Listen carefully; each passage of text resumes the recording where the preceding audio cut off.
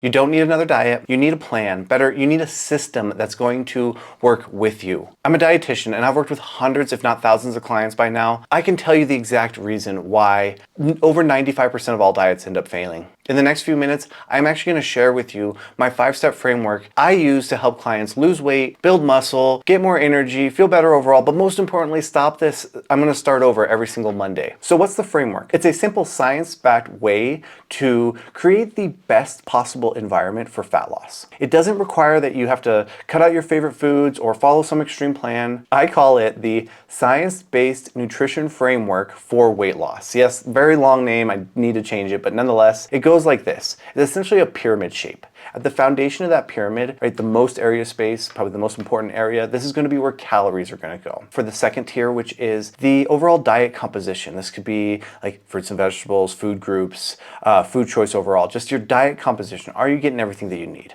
Number 3 is going to be the macronutrients. That's going to be your proteins, your fats, and your carbohydrates. Number 4 is going to be meal timing. This is going to include things like, hey, am I getting a distribution of these nutrients throughout the day evenly? And then number 5 is going to be hydration, and number 6 is going to be supplementation. The analogy that I want to give you here is like building a house. At the foundation of this house, this is what we could refer to as the calories, right? Probably the most important piece. Then the next component would be the actual framing out of the house. So that could be considered the overall diet composition, right? Really important components here that you really want to pay a lot of attention to. Then you could say the next part would be the macronutrients, and that's the drywall and the house starting to take shape. You could say meal timing is making sure that you have the house shingled and you have a roof over the top so it's protected. Then you could look at the hydration and supplementation as like the plumbing, the appliances, making it livable, right? This kind of gives you the idea of what's really the important components, especially when it comes to weight loss. So right by the end of this video, you'll know exactly what you need to be focusing on and what you really can stop stressing so much about. Cool, you've seen the bigger picture. Now let's dive into each part so you know exactly what to do. We'll start with the most important part, which is calories. If fat loss is the goal, this is where it all starts. When it comes to weight loss, nothing matters more than your overall calorie budget. The number of calories that you actually consume each day, and then the number of calories that you burn each day as well. This is often referred to as Cisco, or calories in, calories out. It's a well-researched and pretty well-adopted concept. Look, I used to think that the only way to lose weight was to actually like cut out all carbs, but specifically like sugar, sweets, candy, soda, pastries, bread. Thought you had to cut all that out to actually lose body fat. But once I actually started like tracking my calories and really paying attention to my overall energy balance, that's where everything changed for me. I realized that I didn't need to be quote unquote perfect or cut these food groups out, but rather I just needed to pay attention to my total daily energy budget. That gave me a lot of flexibility in what I could actually eat. It made the overall fat loss process just a little bit more doable. So here are the key takeaways. Your calories are going to be the primary driver for weight loss. Right? If you're not in a calorie deficit, you're still overeating calories, then you're not going to see the scale move. No matter how clean or healthy your diet is, this doesn't mean you need to count every calorie, but it definitely means that you need to be aware of what your overall energy intake is. All right, let's jump to our second tier, which is food choice. Not just how much you eat, but actually what you eat. I would have to say that this is actually where most people start to feel better, have more energy, better moods, better digestion, and just generally find it easier to stick with or stay within their calorie budget. Now here's why. Improving your food choice is going to do 2 major things. First, it's going to help your body by providing it with all the nutrients that it actually needs. This includes fiber, vitamins, minerals, antioxidants, healthy fats, all of which are going to support your overall metabolism and help you feel better. Second, eating nutrient-dense foods are typically going to be lower in calorie and they're going to be bigger in volume, so there's going to be more food to actually eat. This is going to help you stay full and stay within your calorie budget a little bit easier. Now, this is also where a lot of people can go wrong, right? Let's say you're trying to stay within a calorie budget, but you're eating a ton of highly processed food. It's not going to have a lot of fiber, or it's not going to be very voluminous. You're going to tend to be a little bit hungry, a little bit snackier. You're going to have a little bit of harder time to actually make sure that you're staying within your calorie budget. Not to mention the missing nutrients that that diet might be not providing. Now, don't get me wrong, no shame in the game. I've been there before. I've done the highly processed food route before. All it did was leave me feeling like crap, low energy, and just really kind of hungry. So I really didn't have the mental bandwidth, the emotional bandwidth, or the hunger bandwidth to try and even manage or stay within my calorie deficit. Once I shifted to a more nutrient-dense, minimally processed whole food diet, this included eating from the food groups. These were the lean protein proteins, the whole grains, the fruits and vegetables, the nuts and seeds, the low-fat dairy, the beans and legumes, while also limiting sodium, added sugar, saturated fat, and alcohol intake. My energy improved, my mood improved, my digestion improved, my performance improved. I just felt better overall. So the big takeaways here are you'll feel a lot better when you actually provide your body with nourishing foods. Sure, there's some room for some fun foods, but when you make the priority, the majority of your diet coming from the food groups that I mentioned just before, this is going to help you have more energy, be in a better mood, stay full for longer, all of which are going to contribute to helping you stay within a calorie budget. So you know how much to eat. We know the foods that we should be focusing on to make us feel full, have more energy, and just stay more consistent in general. But if you really want to start optimizing for fat loss, not just like weight loss on the scale, but having that muscle mass improve, the body fat percentage go down, macronutrients, dialing those in, that's where we're going to actually really get started on this body composition kind of change. So we're on to topic number 3. This is all about macronutrients. This includes your proteins, your fats, and your carbohydrates. Getting the right balance of these isn't about just hitting some arbitrary number. It's about providing your body with the actual fuel that it needs to do a workout, to recover from that workout, to build new tissue so that you can go do that workout harder the next time. A simple way that I like to look at this, specifically the last 3 tiers that we've been talking about, is first, your calories are going to determine your overall weight management. Your food choice or your vitamin and mineral intake is going to determine on how good you feel overall. And then your macronutrients are really going to play a huge role in your overall body composition, How much muscle versus body fat you're carrying around. So to break it down a little bit further, your protein is essentially going to provide your body with the amino acids or the building blocks that it needs in order to recover from a workout and therefore maintain that muscle over time as well. Your carbohydrates are going to provide you with your primary fuel source. Fats are going to play a key role in hormone production and also helping you stay satisfied for hours to come after you eat a meal. But I see it all the time, I want to lose a little bit of weight. So what am I going to do? I'm going to cut out carbohydrates. Well, you just cut off your main fuel source, Your performance is going to tank, your energy is going to tank, your mood is going to tank. All of this is going to lead up to a buildup of you wanting more and more carbs, which is just going to probably lead to you over-consuming in the near future. Instead, when you build your meals with the balance of all 3 of these, especially getting enough protein, but focusing on carbs and fats as well, fat loss just becomes a lot smoother, a lot easier. It's much simpler to stick to an overall calorie deficit,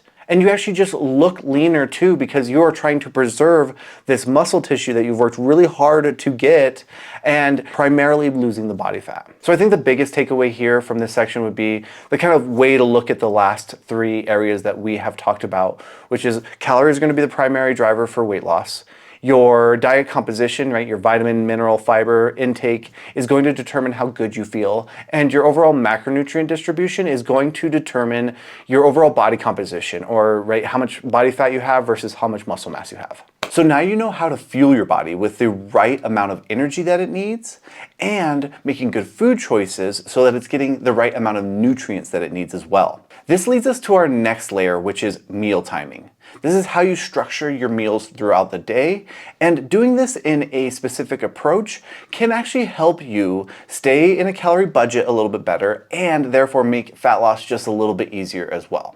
All right, let's talk meal timing, what we're eating throughout the day. Your body doesn't love getting slammed with a ton of calories, ton of nutrients all in one sitting. It has a much easier time digesting and absorbing and actually utilizing the nutrition that you feed it when you do it through several different servings or intakes throughout the day. Having several balanced meals, meals that include protein, fats, and carbs, several different food groups, versus skipping meals and then overindulging later on, gives your body the best shot at staying full for a little bit longer, protecting your muscle tissue, and keeping your energy levels consistent throughout the day. This is especially important when you are working within a calorie deficit. Meal timing can help you by keeping your hunger in control, which is going to help prevent those cravings and tendencies to overeat later on. From my own personal experience, I'm in a cut or a calorie deficit right now, and by strategically spacing out my meals throughout the day, I can notice a huge difference. I'm not as hungry. I can still have good performance in the gym. My energy levels are pretty consistent, even though I'm not eating enough food. So what are the takeaways here? Proper meal timing helps you optimize digestion, preserve your lean body tissue, and manage your hunger. And all of these things in combination are going to make this calorie deficit fat loss process just a little bit easier. Now that you've got your calories, your food choice, your macronutrients, your meal timing all dialed in, right? Let's look at something that's often overlooked but massively important, which is your hydration. Hydration is one of those things that seems so simple on the surface, but has a massive impact on your overall weight loss and fat loss results. Your body's hunger and thirst cues are pretty similar. Like, it's hard to differentiate between the two. This means that you might be thirsty, but you're confusing that for being hungry, right? So drinking enough water and staying well hydrated is going to help prevent confusing the two, hunger and thirst. It's going to help you stop with the mindless snacking. It's also going to help with your overall energy and your digestion and all of these things, right? Not snacking as much, better digestion, better energy are all going to contribute to you being able to stick to your diet just a little bit better. I'll be the first one to say, hey, I was terrible. I was chronically dehydrated. But once I really started paying attention, carrying a water bottle everywhere I went, tracking how much water I was actually getting in every single day, I noticed a huge difference. Hunger control was much better. Workout performance was a 10% increase. Digestion was better. It's a habit that most people overlook, but it's really one of the simplest, easiest things that you can do that's going to support you along your journey. The takeaway is, don't underestimate hydration. Hydration is going to be a huge supporter of keeping your hunger in control, your overall energy, and we'll call it workout performance, and it's going to support digestion as well. All of these things in combination, again, are just going to make it that much easier for you to stick to your calorie budget. All right, we've talked about the main drivers of fat loss. So let's look at a topic that is often given a little bit too much attention, and that's supplements. So let's get into what actually matters. Topic number 6, which is supplements. Let's say you've nailed the big stuff. Your calories are in check. You're making good food choices, decent macronutrients. You're distributing those nutrients throughout the day evenly, and you're staying well hydrated.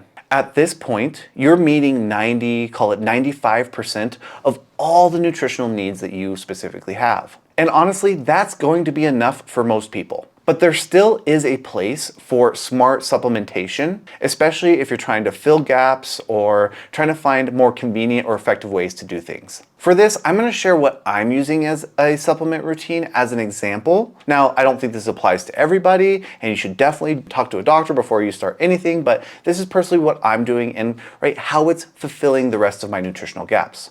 So starting out with creatine. Creatine's really hard to find enough of it in your diet. Plus, it's got a ton of research, especially around strength and sports performance. I take about 5 grams daily. Next, I do take a multivitamin. I look at it as like a nutrition insurance package. Hopefully I'm getting all the nutrients that I need from the foods that I'm eating. Just in case that I'm not, I'm going to stack on a multivitamin on top. Next is protein powder. Now, this one is all about convenience, right? Protein can be kind of a pain in the butt to deal with. You gotta cook it, prep it, store it in the fridge. Having a simple protein powder that I can conveniently throw into a bottle with some milk or some water, and boom, I have 25 grams of protein. This just makes it a lot more effective, a lot easier for me to be able to reach my protein goals every day. Next on our list is caffeine. Whether it's coffee in the morning or it's some sort of pre-workout, I like having some sort of caffeine pumping through me so that, especially when I'm in a calorie deficit, I'm not having enough energy come in. It can be nice to have some sort of stimulant that's gonna blunt hunger a little bit, improve performance at the gym. So yeah, caffeine definitely makes this list. The last on this list is going to be sleepy time tea. Just some sort of nighttime routine that's going to help me, wind down, get ready for bed, and really optimize for rest and recovery. So what are the takeaways here? Supplements aren't going to make your results, but they can support your goals along the way, especially in your efforts for weight loss and fat loss. Now you've got the full picture. A complete science-based framework for weight loss and fat loss that actually is going to work. At the end of the day, fat loss isn't about willpower or cutting out specific food groups. It's about creating the right environment for your body to succeed. Because here's the truth, fat loss becomes a lot more manageable when you stay within a calorie budget that actually fits your life. When you eat foods that actually give you energy and not just take it away, you support muscle, your workouts with the right macronutrient ratios. You follow simple hunger control tactics like meal timing and hydration status,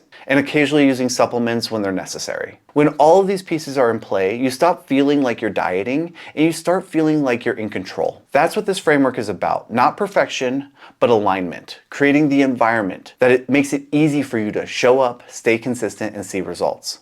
Thanks for watching. I hope this gives you clarity and a starting point that feels different.